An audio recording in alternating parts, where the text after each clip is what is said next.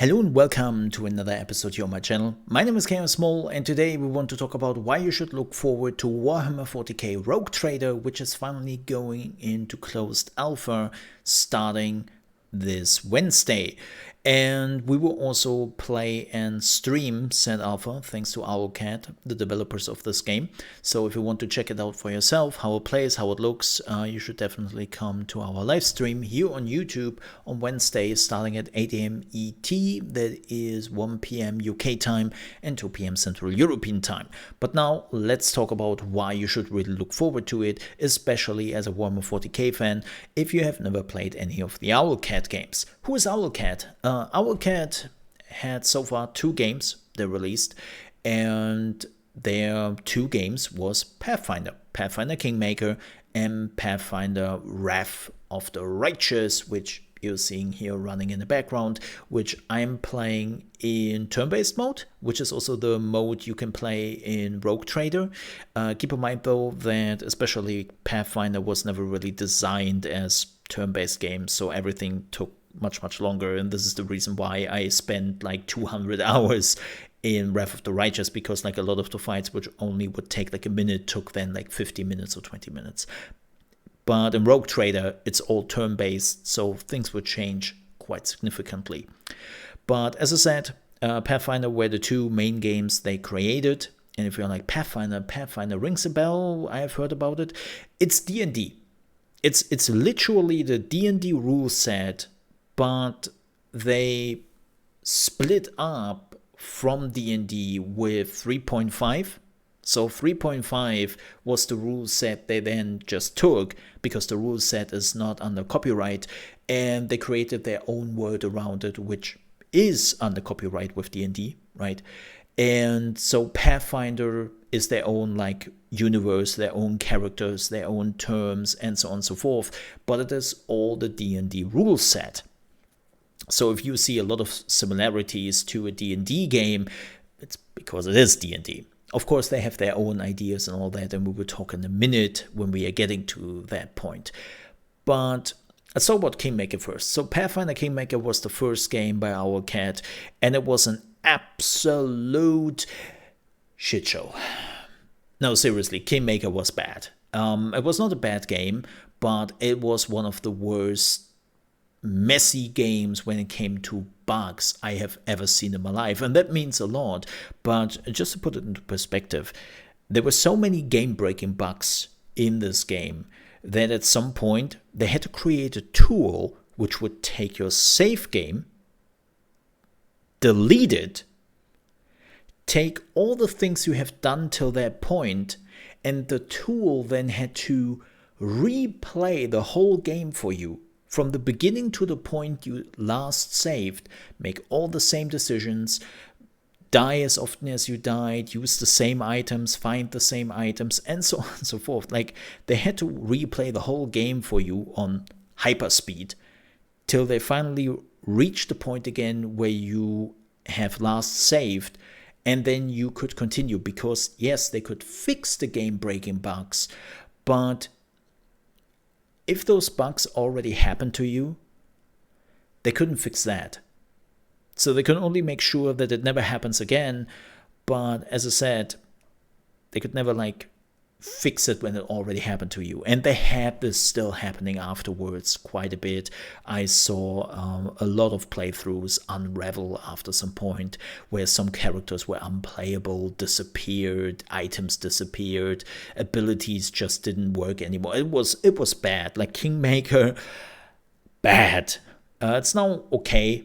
They have the, the extended edition or enhanced edition or something. It's now an okay game, but I will be honest, just jump into Wrath of the Righteous, because Wrath of the Righteous was the second game, and it was miles ahead. Like, seriously. It became so much better. Not just bug-wise. Yes, there were bugs, there were some bigger issues here and there, but I fixed them very quickly, and it wasn't a shit show like Kingmaker was. But just gameplay-wise, it was so good. They added so many new crazy classes, which were not necessarily bound to the D&D formula. They added so many good enhancement to the gameplay itself. And they also built in paths, right? You could basically choose a deity you want to follow, and you would slowly become that. You could become a lich, you could become an angel, a demon, a devil, right? There were so many paths you could choose. There were even a path where you could become the villain. And not just the villain at the end of the mission, and where you hit a button at the end and then now you are the villain now. No. It's like 10 hours into the game, you could make this meaningful decision to just say, you know what? I want to destroy the whole world. I want to eradicate every living being on this planet. Let's go for it. And believe me when I say, nobody likes that. Like, not your companions, not your allies, and things go pretty down south quickly, and now you become basically the hunted individual in this game. It's such a crazy thing when you're reaching this point and you decide you want to go down this route.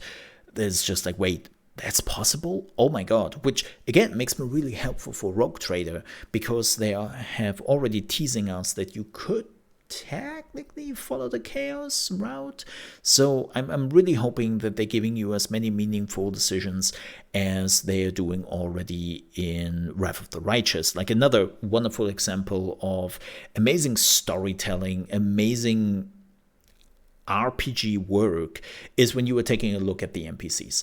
Like, every NPC you were meeting in this game is kind of meaningful, and I hope they will do the same thing for Rogue Trader. Like, let me just give you one example of an NPC and the story and the decisions you can make along the line. No spoilers here, zero spoilers, but let me explain how it works. So at some point, you will have an army which is following you around, right? Happens pretty early in the game, and you're meeting a character who is like, oh yeah, I'm helping you out, right? I'm doing this and this in your army, I'm helping you out to achieve this, I'm really good at my field, please utilize my ability and let's make this a success. And you can exactly decide to do that. And then over time, things are going weird in the camp, right? Things are just like not quite right. And then it gets worse and worse and worse, and you are slowly wondering what the hell is going on, till you're reaching a point where you're getting ambushed, and like the character is then like, hey, okay, this is bad, I have a plan, let me do this, I can buy you some time, and you can save people. And you go like, yeah, okay, let's do this. This is a good idea, right? Let's do this. And the character dies. Like, they achieve what they are doing, but they die. I was like, oh, wow. Okay, so this was their ultimate sacrifice in the end? Like, damn. And you have this memory of a character which was always helpful, which was always supportive. And then a few hours more into the game, you meet the character again. It's like, wait, you're dead. How are you still alive? And they're revealing that it was basically all their scheme, like all the things which happened to us, like all the issues we had was because we supported this character and they wanted to see us dead.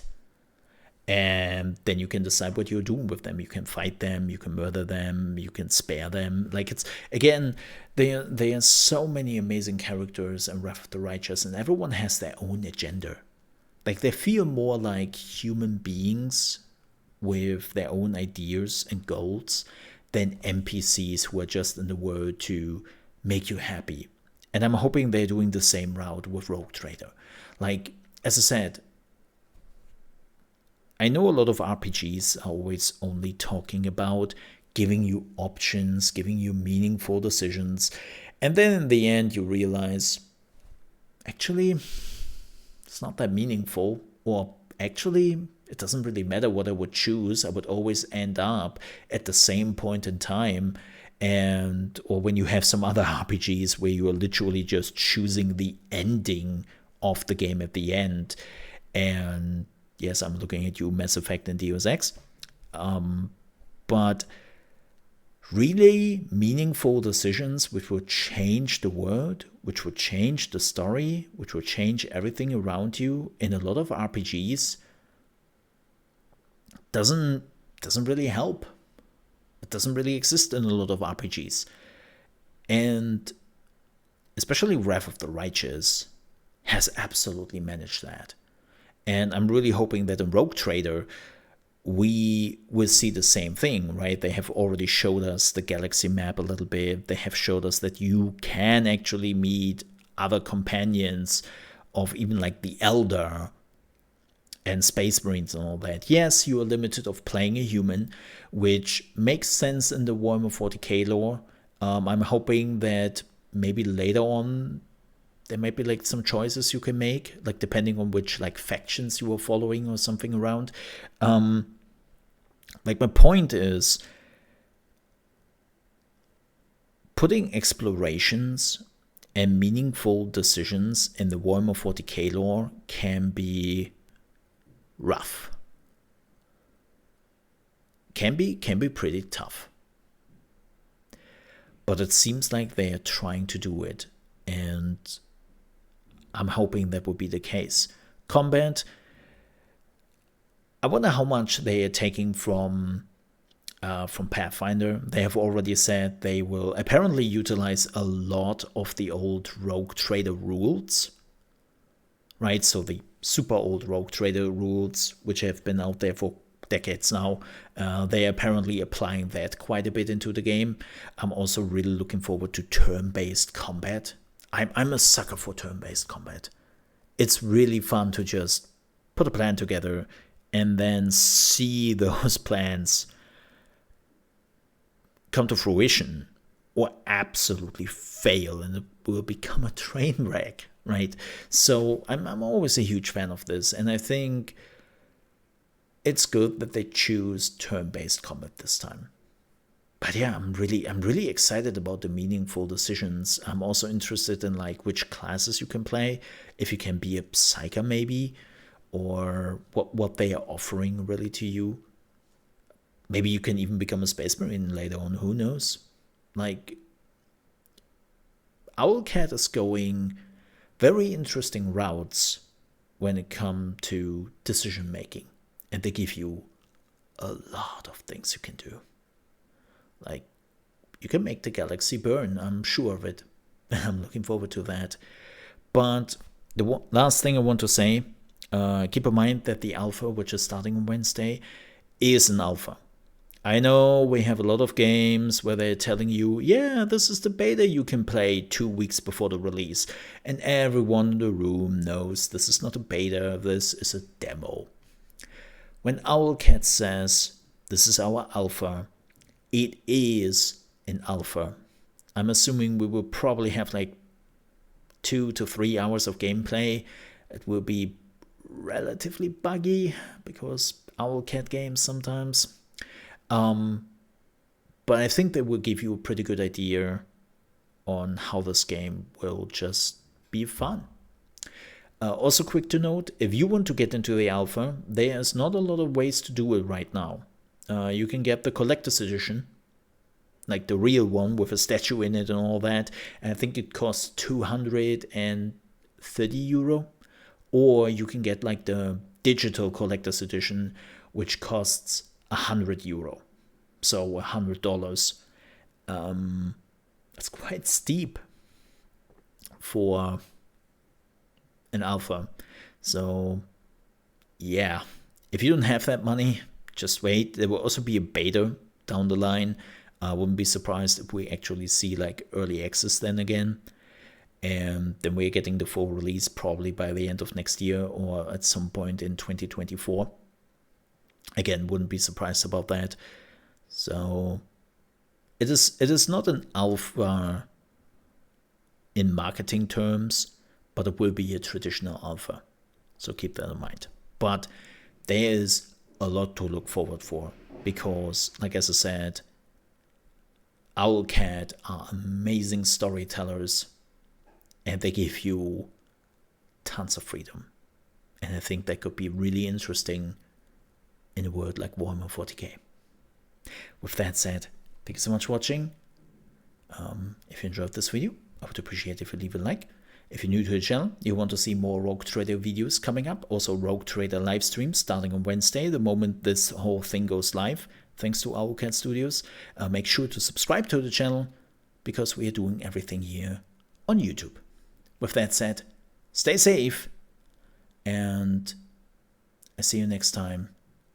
The Emperor protects. Bye-bye.